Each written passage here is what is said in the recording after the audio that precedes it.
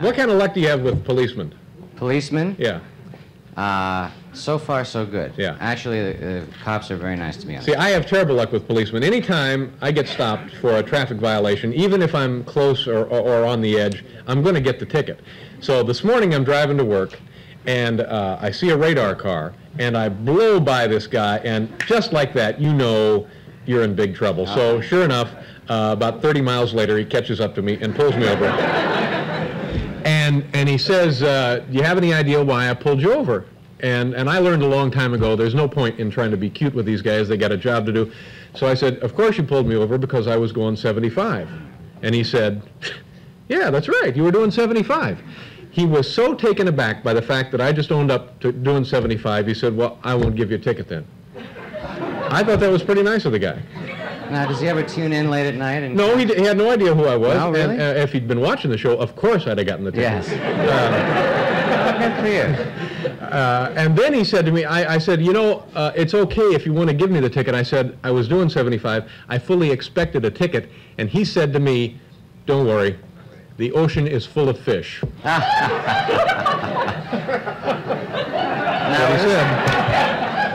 this was a state I don't know. Connecticut. I don't know if it was a state policeman or a neighborhood guy or just a kid in a uniform, but probably a Marine home on leave having fun.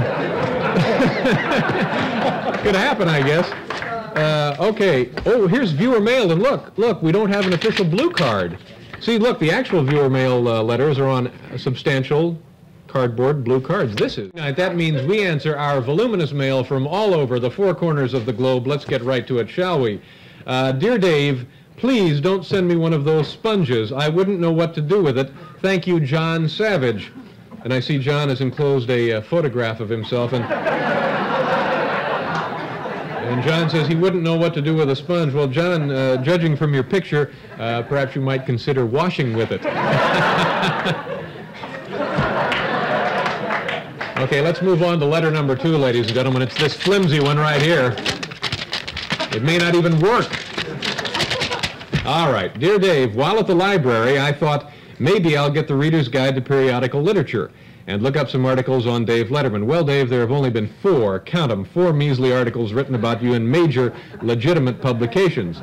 Even more distressing is the fact that other celebrities, many of whom I would consider of lesser importance than yourself, had a greater number of articles written about them.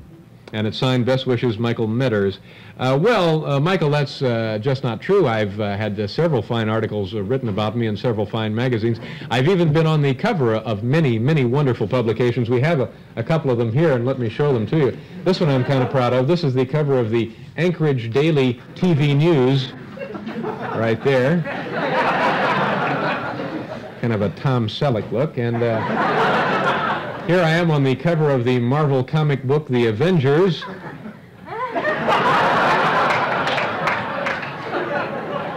That's when I was doing stand-in work for John Davidson. I'm especially fond of this one. This one is, of course, the popular periodical Fort Wayne After Dark.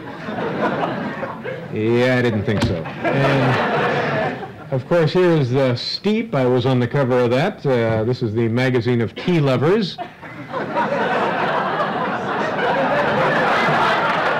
right. And and here I am on the cover of Consumer Price Finder, and there you go. So you see, I've been on the cover of many, many magazines. It's this lousy paper is the problem with that one. Dear Dave, letter 3 begins, how are you? Smile, guess who? Oh, I see, this is, this is Candy. Oh, no.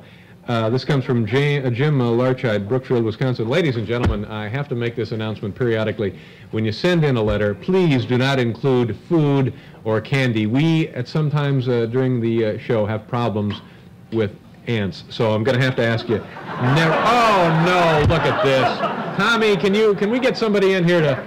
Oh, see, it's happened already. Well, thank you very much, Tommy. Okay, Tommy, the first row is nodding off. That'll be enough. People gasping for wind. Letter number 4. Dear Dave, as you know, things literally have been bustling around NBC because it is college week on the Wheel of Fortune. However, did you know that your name was the answer for one of the puzzles on today's show? You have finally made the big time. Congratulations. Your #1 viewer, Marty Ruggles, Irving, Texas. Well, of course, Marty, we knew all about that, and you're right, we were all kind of proud about it. In fact, we made a tape recording of that particular show of Wheel of Fortune. Take a look at the excitement here. Remember, players, we're looking for a famous late-night talk show host. He's on NBC at 12:30 a.m., Mondays through Thursdays. Here we go. Should be easy.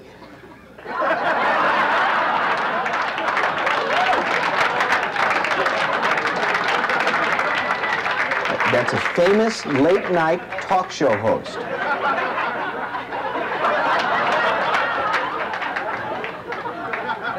Late night.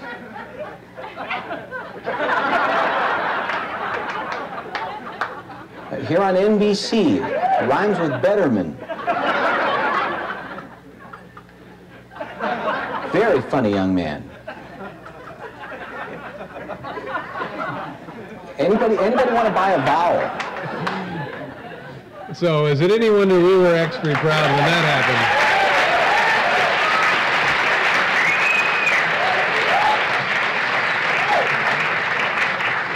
So, let's see, where are we? We're up to number 5? Is it 5? Sure it is. Dear Dave, I guess this clears the air about Paul's rock expertise.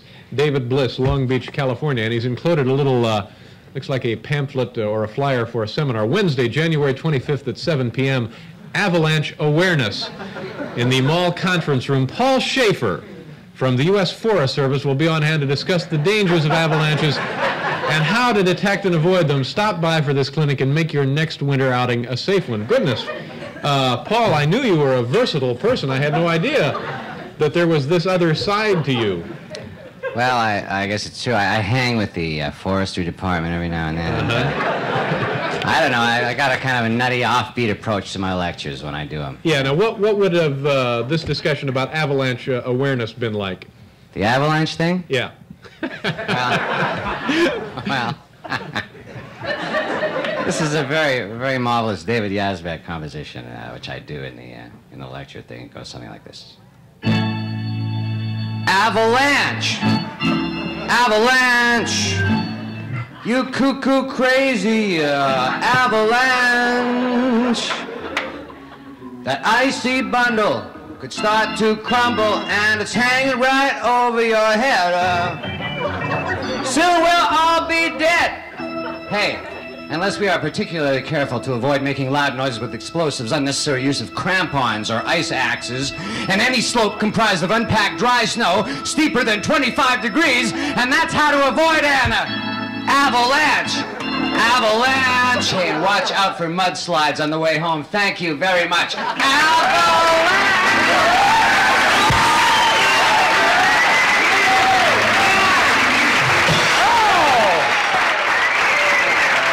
Should stop this contest. Very nice, gentlemen. That's just what I do. That's it for Viewer Mail. We'll be back with Vincent Cavaro, the man who sells the match to the Stars home.